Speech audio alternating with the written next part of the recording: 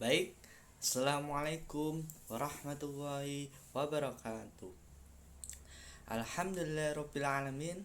Wassalatu wassalamu ala asrafil anbiya wal mursalin Sayyidina wa maulana Muhammadin wa ala alihi wa sahbihi ajma'in amma ba' Rabbi srahli sadri wa yassirli amri wahlul uqdatam min lisani yafqahu qawli. Amin. Yang saya hormati Bapak Taufikur Rahman selaku dosen mata kuliah Fikih Ibadah. Yang saya hormati teman-temanku sekalian yang semoga diberi kesehatan dan keselamatan. Amin. Sebelumnya perkenalkan, nama saya Muhammad Khairul Naim. Saya berasal dari Pemalang, Prodi Ilmu Al-Quran dan Tafsir, NIM 312002 ingin sedikit menjelaskan atau mempresentasikan hasil mini research yang berjudul Hukum Puasa bagi Ibu Menyusui Menurut Perspektif Al-Quran. Baik, langsung saja kita ke pembahasan yang pertama, yaitu pengertian puasa. Jadi di sini pengertian puasa adalah menurut bahasa kata siam dan saum keduanya merupakan bentuk masdar dari fi'il madi saumah yang secara lughat atau bahasa artinya menahan diri dan dari makan, berbicara dan lain-lain.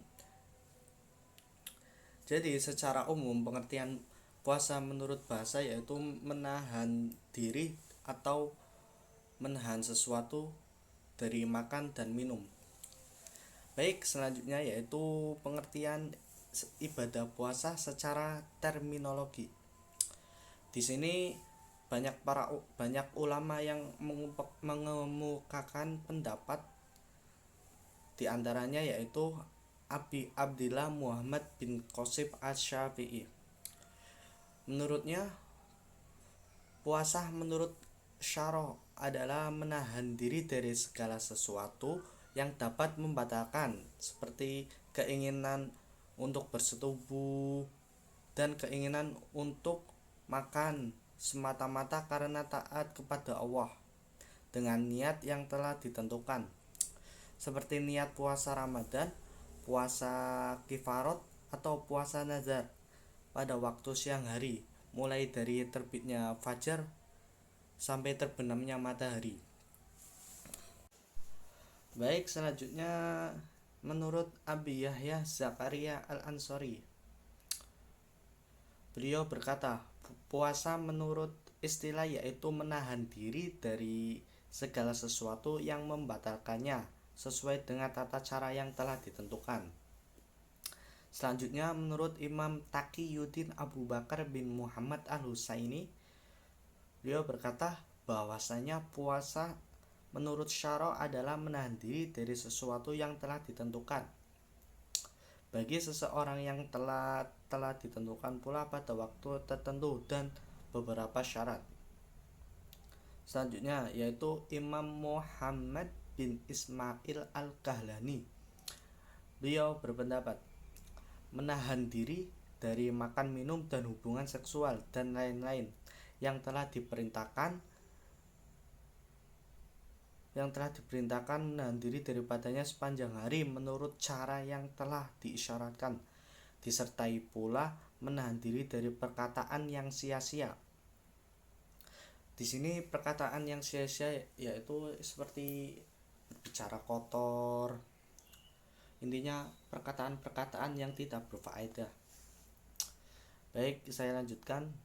Perkataan yang merangsang, perkataan-perkataan yang lainnya baik yang haram maupun yang makruh pada waktu yang telah disyariatkan, disertai pula untuk memohon diri dari perkataan-perkataan lainnya baik yang haram maupun yang makruh pada waktu yang telah ditetapkan dan menurut syarah yang telah ditetapkan. Selanjutnya yaitu dalam kitab Fathul Mu'in menjelaskan bahwa puasa menurut bahasa kata ini mempunyai arti menahan, sedang menurut syara adalah menahan diri dari segala sesuatu yang membatalkan menurut syarat dan rukun.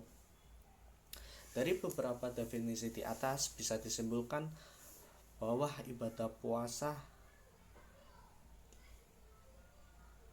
adalah suatu substansi ibadah kepada Allah Subhanahu wa taala yang memiliki syarat dan rukun tertentu dan jalan menahan diri dari segala sesuatu seperti keinginan untuk syahwat, masalah perut, dan segala sesuatu yang masuk ke dalam kerongkongan, baik berupa makanan, minuman, obat, dan semacamnya, sejak terbit fajar sampai terbenamnya matahari, disertai dengan niat yang sungguh-sungguh. Baik, selanjutnya yaitu hukum puasa bagi ibu menyusui. Sebelumnya saya ingin membacakan surat Al-Baqarah ayat 184. A'udzu billahi minasyaitonir rajim. Ayyaman ma'dudat faman kana minkum maridun aw ala safarin fa iddatum min ayyamin ukhar wa 'alal ladina yutiqunahu fidyatun ta'amu miskin faman tatawwa khairan fa huwa khairul lah wa tasumu khairul lakum in kuntum ta'lamun. Shadaqallahul adzim. Yang artinya yaitu, maka jika di antaramu ada orang yang sakit atau dalam perjalanan lalu ia berbuka, maka wajiblah baginya berpuasa sebanyak hari yang telah ditinggalkan itu pada hari-hari yang lain, dan wajib bagi orang yang berat menjalankan jika mereka tidak menjalankan puasa untuk membayar fidyah. Adapun fidyah yaitu memberi makan seorang miskin. Barang siapa yang dalam kerelaan hati menjalankan kebajikan, maka itulah yang lebih baik darinya, dan berpuasa lebih baik bagimu jika kamu mengetahui. Dari ayat di atas, ibu yang menyusui masuk ke dalam kategori orang sakit karena kondisi fisik tidak memungkinkan untuk berpuasa, dan dianjurkan bagi ibu menyusui untuk memperhatikan kesehatan sang bayi. Tapi menurut Al-Jassas dalam bukunya Ahkam Al-Quran dan salah satu fatwa Syekh Al-Utsmaini radhiyallahu an, bahwa wanita hamil dan menyusui tidak lepas dari dua kondisi.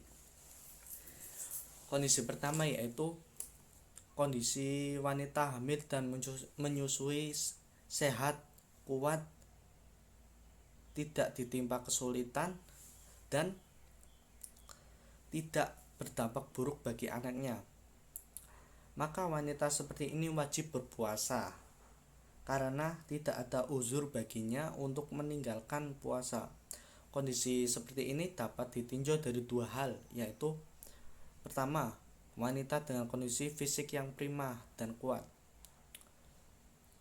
Ibu hamil yang tidak mengalami sering muntah atau morning sickness dalam kurung muntah di pagi hari pada trimester pertama.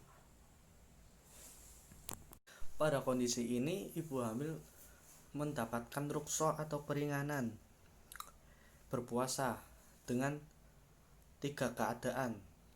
Berikut penjelasannya, yaitu 1.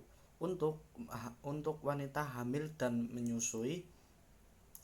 Untuk wanita hamil dan menyusui yang mengkhawatirkan keadaan dirinya saja bila berpuasa, tidak ada perselisihan bahwa ia tidak wajib berpuasa dan wajib mengqadha puasanya, dikiaskan terhadap orang yang sakit, sebagaimana yang telah dinukilkan oleh Ibnu Qudamah radhiyallahu an dan Imam Nawawi radhiyallahu an. Yang nomor 2, untuk wanita hamil dan menyusui yang mengkhawatirkan dirinya dan buah hati.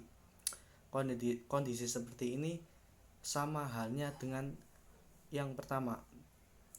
Yang ketiga, untuk wanita hamil dan menyusui yang mengkhawatirkan keadaan si buah hati saja. Untuk kondisi ketiga ini juga dibolehkan tidak berpuasa, tetapi para ulama berbeda pendapat tentang konsekuensinya hukum puasa yang ditinggalkan.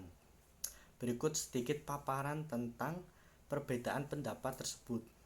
Yang pertama, yaitu mewajibkan wanita hamil dan menyusui untuk mengqadha. Yang kedua, mewajibkan wanita hamil dan menyusui untuk membayar fidyah saja. Yang ketiga, mewajibkan wanita hamil untuk menyusui untuk mengqadha disertai membayar fidyah. Yang keempat, mewajibkan wanita hamil untuk mengqadha saja dan disertai membayar fidyah. Yang kelima, tidak wajib bagi wanita hamil dan menyusui untuk mengqadha dan tidak pula wajib untuk membayar fidyah.